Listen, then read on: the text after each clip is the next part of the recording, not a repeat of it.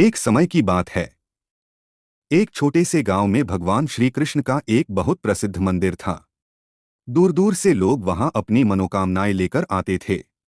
कोई धन की इच्छा से, कोई सुख शांति के लिए, तो कोई अपने दुखों का समाधान मांगने के लिए।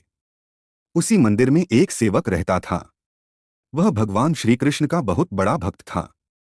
सुबह से शाम तक वह मंदिर की सेवा करता, सफाई करना, फूल चढ़ाना, दीप जलाना और आने वाले भक्तों की सहायता करना। एक दिन सेवक भगवान की मूर्ति को निहारते हुए सोचने लगा, प्रभु तो दिन भर एक ही स्थान पर खड़े रहते हैं, न आराम करते हैं, न कहीं जा पाते हैं।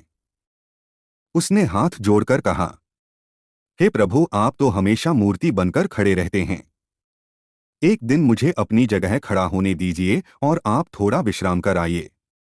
भगवान श्री कृष्ण मुस्कुराए और बोले, ठीक है, मैं तुम्हारी भक्ति से प्रसन्न हूं, लेकिन मेरी एक शर्त है। सेवक ने तुरंत कहा, जो आज्ञा प्रभु। भगवान बोले, आज तुम मेरी जगह मूर्ति बनकर खड़े रहोगे, लेकिन ध्यान रखना, मंदिर में जो भी आए, जो भी कहे, जो भी हो, तुम्हें केवल देखना और सुनना है। किसी भी बात पर कुछ बोलना नहीं है। सेवक ने तुरंत हामी भर दी। अगले ही क्षण भगवान श्री कृष्ण ने अपनी दिव्य शक्ति से उसे अपने जैसा रूप दे दिया। अब वह बिल्कुल भगवान की मूर्ति जैसा दिख रहा था। सुबह होते ही मंदिर के द्वार खुले। सबसे पहले एक अमीर व्यापारी मंदिर में आया। उसने भगवान के सामने माथा टेका और बोला, हे प्रभु, मेरा व्यापार और बढ़े, मेरी संपत्ति दिन रात बढ़ती रहे। वह प्रार्थना करके जल्दी जल्दी बाहर निकलने लगा। उसी जल्दबाजी में उसका बटुआ नीचे गिर गया, जिसमें बहुत सारे पैसे थे। सेवक ने यह सब देखा। उसका मन हुआ कि वह तुरंत आवाज देकर कहे, अरे, आपका बटुआ गिर गया। लेकिन उसे भगवान की शर्त याद आ गई। वह चुप रहा। कुछ देर बाद एक गरीब आदमी मंदिर में आया। उसके कपड़े पुराने और फटे हुए थे। उसकी आंखों में दर्द और चेहरे पर चिंता साफ दिखाई दे रही थी। वह हाथ जोड़कर रोते हुए बोला, हे प्रभु, मेरे बच्चे 2 दिनों से भूखे हैं। घर में खाने को कुछ भी नहीं है। अब केवल आप ही सहारा हैं। तभी उसकी नजर जमीन पर पड़े बटुए पर पड़ी। उसने कांपते हाथों से बटुआ उठाया। उसमें पैसे देखकर उसकी आंखों से आंसू बहने लगे।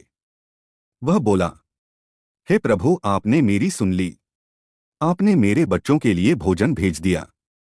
वह भगवान को धन्यवाद देकर बटुआ लेकर चला गया। सेवक यह देखकर बेचैन हो गया, लेकिन वह फिर भी चुप रहा। कुछ समय बाद एक नाविक मंदिर में आया।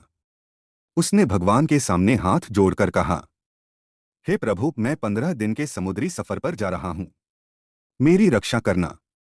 वह जैसे ही बाहर निकला, तभी व्यापारी पुलिस को लेकर वापस आ गया। व्यापारी चिल्लाया, मेरा बटुआ चोरी हो गया। पुलिस ने तुरंत नाविक को ही चोर समझ लिया और पकड़ लिया। यह देखकर सेवक से रहा नहीं गया। वह जोर से बोल पड़ा, रुको, यह आदमी चोर नहीं है। बटुआ तो एक गरीब आदमी उठाकर ले गया है। पुलिस ने नाविक को छोड़ दिया और गरीब आदमी को ढूंढने निकल गई। रात को भगवान श्री कृष्ण वापस आए। सेवक बहुत खुश था। उसे लगा कि उसने एक बहुत अच्छा काम किया है। वह गर्व से बोला, प्रभु, मैंने आज एक निर्दोष की जान बचा ली। लेकिन भगवान श्री कृष्ण गंभीर हो गए। उन्होंने कहा, तुमने मेरी बनाई हुई योजना को बिगाड़ दिया। सेवक हैरान रह गया। प्रभु, मैंने तो सत्य का साथ दिया है। भगवान बोले, तुमने केवल उस पल की सच्चाई देखी, लेकिन मैं सबके कर्म, वर्तमान और भविष्य को देखता हूं। भगवान बोले, वह व्यापारी बहुत बेईमान था। उसने लोगों को धोखा देकर धन कमाया था। उसका बटुआ गिरना उसके बुरे कर्मों का फल था। सेवक चुपचाप सुनता रहा। भगवान ने आगे कहा, वह गरीब आदमी कई दिनों से अपने बच्चों के लिए भोजन मांग रहा था। उसे वह बटुआ इसलिए मिला ताकि वह अपने बच्चों का पेट भर सके। सेवक की आंखें झुक गईं। फिर भगवान बोले, और जिस नाविक को तुमने बचाया, उसका जहाज आज रात भयंकर तूफान में डूबने वाला था। यदि वह पुलिस की गिरफ्त में रहता, तो उसकी जान बच जाती। यह सुनकर सेवक कांप उठा। भगवान बोले, लेकिन तुम्हारे बोलने से अब गरीब आदमी जेल जाएगा और नाविक अपनी मौत की ओर चला जाएगा। सेवक की आंखों से आंसू निकल आए।